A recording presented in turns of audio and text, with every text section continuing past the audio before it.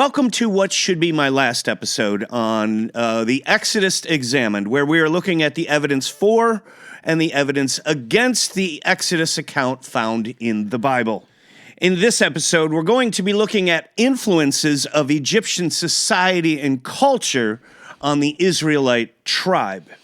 What you'll find is this is the strongest evidence for the Exodus account or for the Israelites being in Egypt for some period of time. Most of this evidence refutes the claims that the Exodus account was a fictional story written in Babylonian captivity in the 6th century BC. So without further ado, let's discuss it. And we'll start off with circumcision. Both the Egyptians and Israelites practice circumcision, which is a rare ritual for societies and cultures in the 3rd, 2nd, and 1st millennium BC. Because the Egyptians were on the world stage first as one of the first civilizations, it would suggest that the Israelites borrowed this ritual from the Egyptians. Although they share the act of circumcision ritual, they do not perform the act at the same time period during a man or a boy's life. The Israelites perform it on a newborn, 8 days in, while the Egyptians perform it at the age of manliness or the age of puberty, usually around 13, which is similar to the Israelites' bar mitzvah. Bar mitzvah is the Jewish celebration of a boy becoming a man. Next piece of evidence, we have the Genesis account telling us that Jacob, called Israel, was mummified. He was embalmed.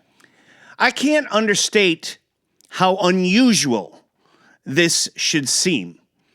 When Egyptians mummified their kings and their pharaohs, it was to prepare them for the next life. And here the author of Genesis is somewhat believing the exact same thing is going to happen to Jacob, that he's going to go into the Egyptian god's afterlife. This is extremely unusual. He's the leader of the Israelite tribes, all 12 of them. He's named Israel, and they mummified him, according to Genesis.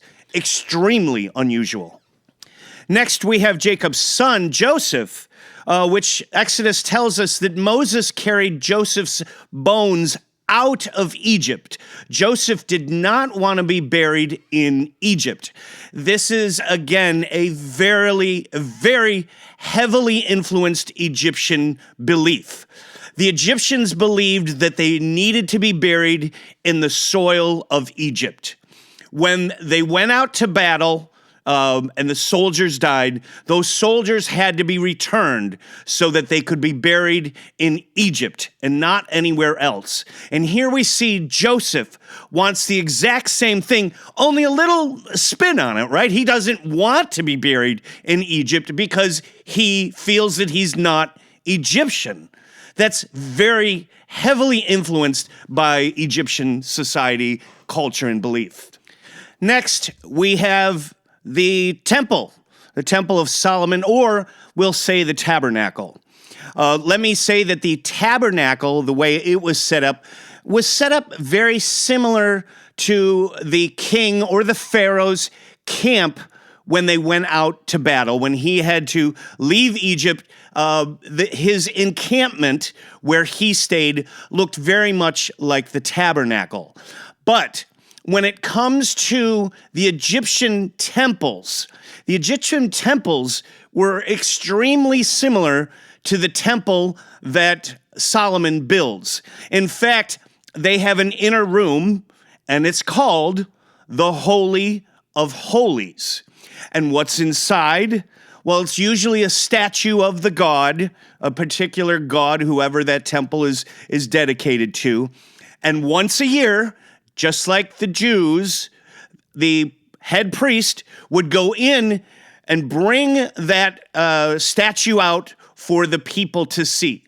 So this looks extremely influential on the Jewish practices in the temple, with the Holy of Holies and the Ark of the Covenant being put into the Holy of Holies, and the priest only getting one time a year to go in to the Ark that's inside the Holy of Holies. That's very Egyptian influenced. Just like the Egyptians saying inside the Holy of Holies is the true presence of God, of their God, whoever that was, the Israelites do the exact same thing. Next up, take this one with a very small grain of salt. The reason being is because I didn't do much research on this. I was combing, before I started this series, I was combing YouTube for evidence for and evidence against, and I ran across this one. I don't give this one much water, but I wanted you, I don't think this one holds much water, I should say, but I wanted to at least give it to you because it is out there, obviously, on the internet. And it's the similarities between the book of Deuteronomy and the peace treaty between Ramses II, Ramses the Great, and the Hittite king. The fact is that the Hittites and the Egyptians were at war continuously. And they did come up with the very first peace treaty.